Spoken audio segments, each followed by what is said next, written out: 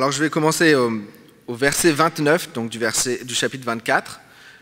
Je prends au début d'un discours que Jésus a commencé 29 versets plus tôt. Voilà.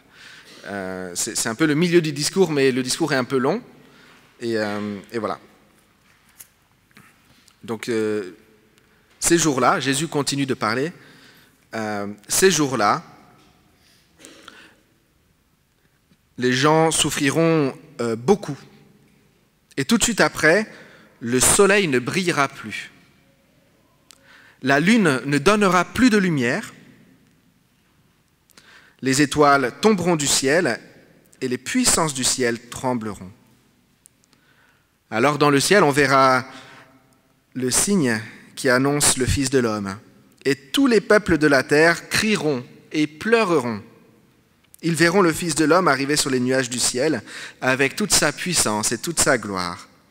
La grande trompette sonnera et le Fils de l'homme enverra ses anges et ils rassembleront ceux qu'il a choisis des quatre coins de la terre, d'un bout du monde à l'autre. Comprenez bien la comparaison avec le figuier. Quand les branches deviennent tendres, quand ses feuilles poussent, vous le savez, la nouvelle saison est bientôt là. De la même façon, quand vous verrez tout cela, vous devez le savoir, le Fils de l'homme sera bientôt là. Il est à votre porte. Je vous le dis, c'est la vérité. Quand cela arrivera, les gens d'aujourd'hui ne seront même pas tous morts. Le ciel et la terre disparaîtront. Mes paroles, elles ne disparaîtront jamais. Mais le jour ou l'heure à laquelle ces choses arriveront, personne ne les connaît. Ni les anges auprès de Dieu, ni le Fils. Le Père est le seul à les connaître. Quand le Fils de l'homme viendra, il se passera la même chose qu'au temps de Noé. À ce moment-là, avant la grande inondation, les gens mangeaient, buvaient, ils se mariaient, donnaient leurs filles en mariage. Puis Noé est entré dans le bateau. Les gens n'ont rien compris jusqu'au moment où la grande inondation est venue et les a tous emportés. Quand le Fils de l'homme viendra, ce sera la même chose. Alors 2 hommes seront dans leur champ, on prendra l'un et on laissera l'autre. 2 femmes travailleront à écraser du grain, on prendra l'une et on laissera l'autre. Restez donc éveillés. Vous ne savez pas quel jour votre Seigneur viendra. Comprenez ceci. Le maître de maison ne sait pas à quelle heure de la nuit le voleur va venir. Sinon, il resterait éveillé et ne le laisserait pas entrer chez lui. C'est pourquoi, vous aussi, soyez prêts. En effet, le Fils de l'homme viendra, mais vous ne savez pas à quel moment. Amen. En réalité, c'est le Fils de l'homme vient. Pour une bonne traduction. Le Fils de l'homme vient et vous ne savez pas à quel moment. Voilà, j'ai presque envie de vous demander pardon d'avoir lu ce texte en voyant vos têtes. Ça va aller, je pense. Voilà, il y a à peu près 1 an, je pense, une sœur de l'Église nous a dit « Parlons de la fin du monde. Parlons de l'espérance chrétienne devant la fin du monde parce que là, vraiment, on commence à avoir peur. » Voilà, et grâce à elle, je me suis renseigné un petit peu sur les théories de l'effondrement, la collapsologie, je ne sais pas si vous connaissez ça, et moi-même je me suis mis à avoir peur. Voilà, c'est génial, merci beaucoup. Qu'est-ce qui se passe quand tout menace de s'effondrer? Voilà, depuis le début du mois de décembre, on regarde des textes de la Bible qui parlent de ça, dans les cultes, dans les mini-églises aussi, on parle de ça. Et voilà, on a commencé par voir, premier dimanche de décembre, que déjà, à la base, l'effondrement a déjà eu lieu. On part d'un effondrement, en Genèse 3. Ensuite, on a vu comment les prophètes de l'Ancien Testament maniaient les prophéties de malheur et les prophéties de bonheur, et comment on pouvait vivre avec ces prophéties aujourd'hui, les unes comme les autres. La semaine prochaine, il ne faut pas rater ça, parce que c'est le dénouement. On parlera de l'Apocalypse, et de la manière dont l'Apocalypse nous révèle l'issue du combat pour l'avenir, la semaine prochaine. l'Apocalypse. Et aujourd'hui, ben voilà, aujourd'hui Jésus annonce la fin du monde. Alors sans trop vouloir vous spoiler, tout au long de cette série, ce qu'on voit surtout, c'est que bien que les menaces soient nombreuses et crédibles pour la plupart, en Christ, ce n'est pas la fin qui nous attend, mais le commencement, d'où notre titre. Le commencement d'un monde nouveau. Le commencement est proche et c'est une bonne nouvelle. C'est terrifiant, mais c'est une bonne nouvelle.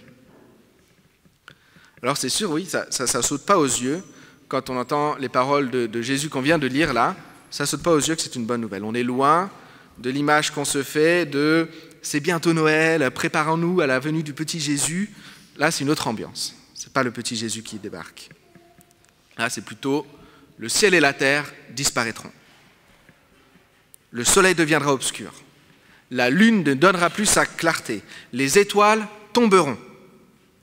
Et je ne l'ai pas lu maintenant parce que ça aurait été trop long, mais dans le même discours, Jésus a dit « Vous allez entendre parler de guerre, proche ou lointaine. Dans plusieurs régions, il y aura des famines. La terre tremblera. Le mal deviendra de plus en plus fort et à cause de cela, beaucoup de gens auront moins d'amour. » Et tout cela avait commencé, il faut le dire quand même, tout ce long discours avait commencé par, simplement, les disciples qui s'émerveillaient devant le temple de Jérusalem. Un peu des paysans, les disciples. Ils sont devant le temple de Jérusalem, ils étaient émerveillés. Ils disaient, regardez comme c'est beau, comme c'est grand Jésus, tu ne trouves pas ça merveilleux? Et Jésus a répondu en bon gâcheur d'ambiance, vous voyez tout ça? Je vous le dis, c'est la vérité. Il ne restera pas une seule pierre sur une autre. Tout sera détruit. Voilà. Jésus annonce la fin du monde. Alors peut-être que ce type de discours vous semble familier. On a tous déjà entendu quelque chose qui ressemble à ça, non? Tous les lecteurs de Tintin ont déjà entendu ça. Il y a des lecteurs de Tintin ici. Il y a le gros cliché, vous savez, de ce prophète fou avec sa barbichette pointue, son crâne rasé et son gong qui suit Tintin partout et qui lui dit « Le châtiment, la fin est proche.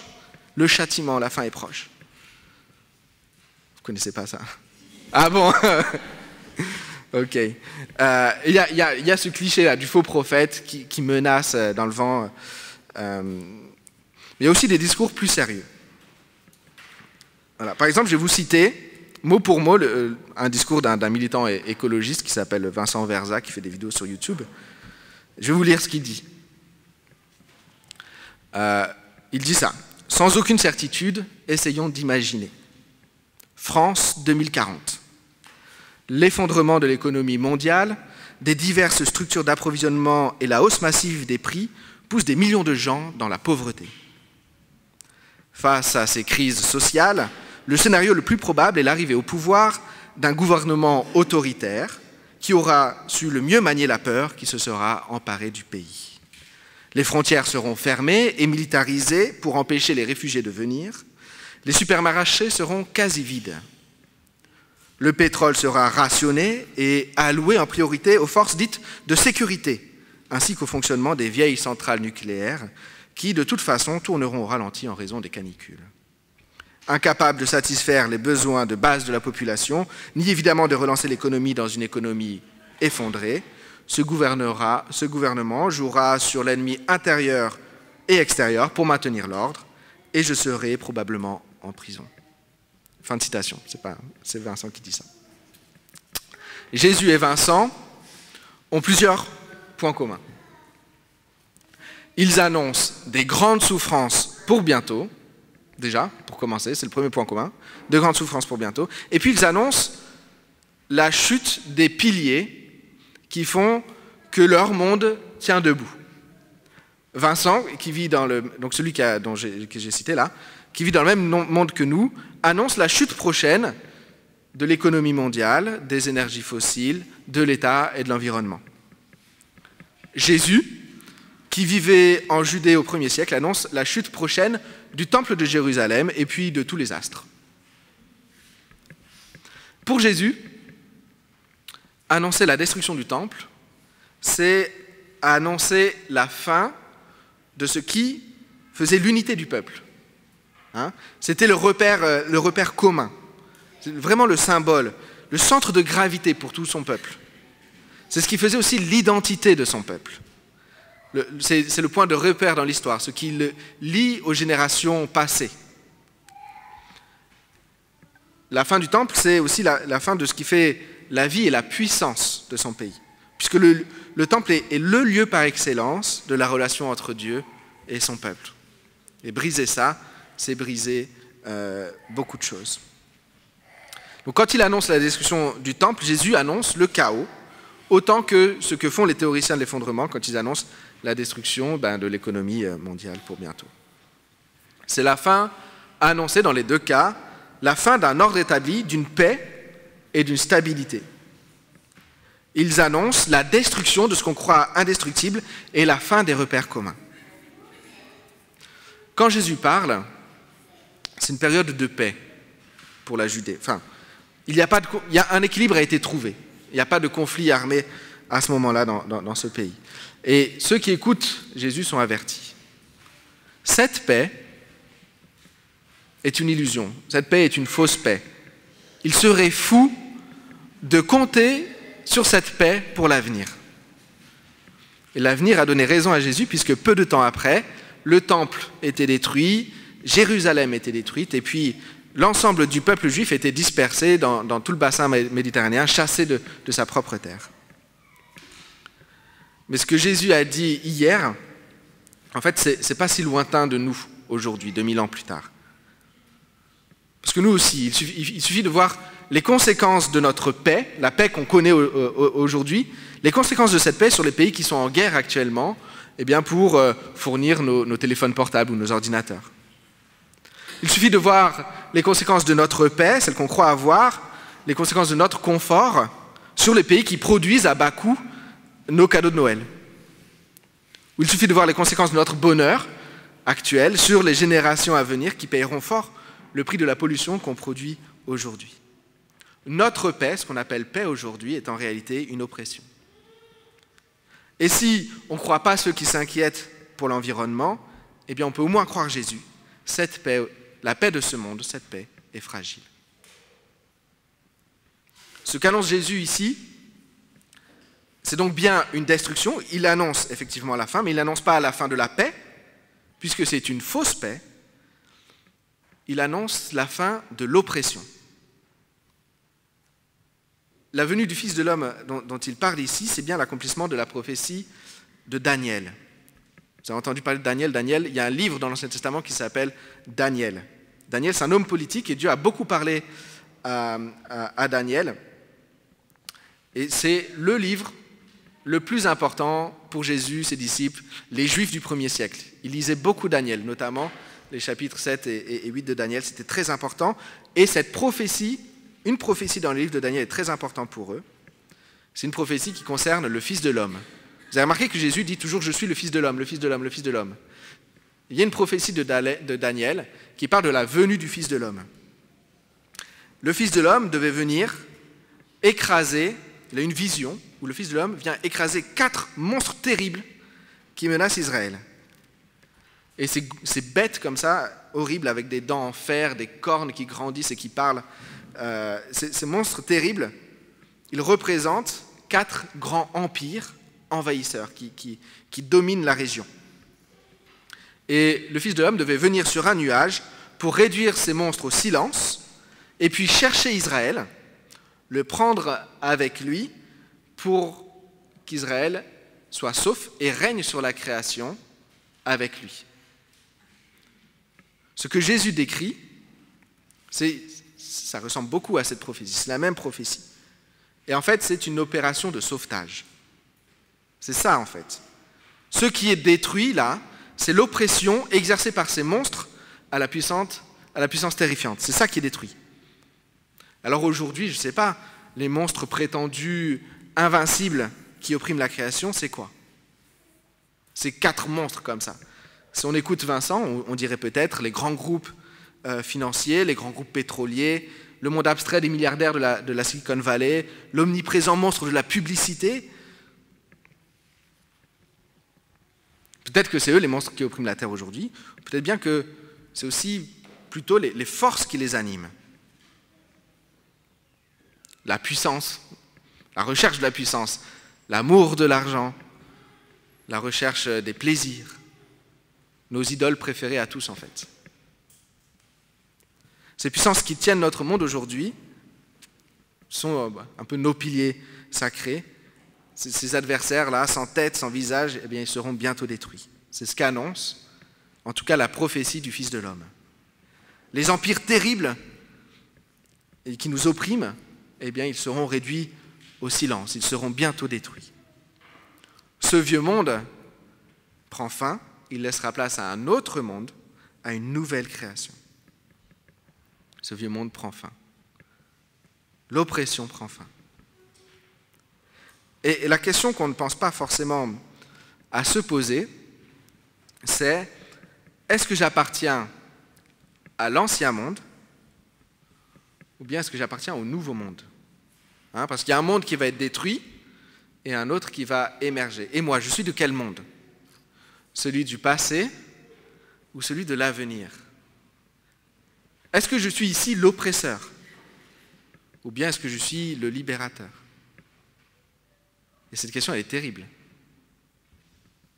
Elle est terrible parce que la venue du Fils de l'homme, annoncée par Jésus, celle qui est imminente, c'est en fait un jugement. C'est le jugement qui vient bientôt. La fin du monde est proche, et ce qui est effrayant, ma foi, ce n'est pas tant la fin de notre confort et de notre tranquillité. Ce qui est effrayant, c'est la révélation du fait que les oppresseurs qui sont visés par le jugement de Dieu, ces oppresseurs qui détruisent la création de Dieu, c'est nous qui sommes visés par le jugement, c'est nous. Nous sommes les rouages de ces bêtes immondes qui oppriment la création entière. Nous sommes les serviteurs de ces puissances de destruction qui sont à l'œuvre partout dans le monde. Pas parce qu'on est des méchants occidentaux ou des méchants privilégiés, mais tout simplement parce que, comme tous les hommes de cette planète, nous nous sommes détournés de Dieu pour adorer les choses de ce monde. Le Fils de l'homme vient, et c'est pour ça que nous devrions trembler aujourd'hui. Parce que nous ne sommes pas les victimes, en fait. Nous sommes les coupables. Coupables de crimes écologiques, peut-être, bien sûr. Au-delà de ça, coupables du fait que nos vies soient devenues des outils d'oppression et d'injustice. Elles ne reflètent pas le visage de notre Créateur.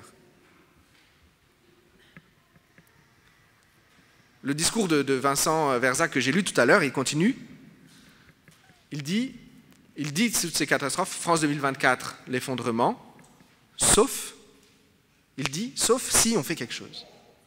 Il y a certains écologistes, dans leurs projections, ils se disent qu'après l'effondrement, ou peut-être avant d'ailleurs, on aura une chance de créer un monde meilleur. Ce que je crois vraiment, c'est que, en réalité, si aujourd'hui on avait un nouveau départ, s'il nous était donné de repartir à zéro avec une planète toute neuve, eh bien, on referait exactement la même chose. J'en suis presque sûr. Parce qu'au fond, quand nos vies ne sont pas des outils dans les mains de Dieu, elles sont des outils de destruction, quel que soit le contexte. Voilà. Et parce qu'il y a en nous profondément une résistance à Dieu. Il y a en nous un profond désir d'indépendance vis-à-vis de Dieu, un profond désir de nous-mêmes être des petits dieux, pas des méchants dieux, hein.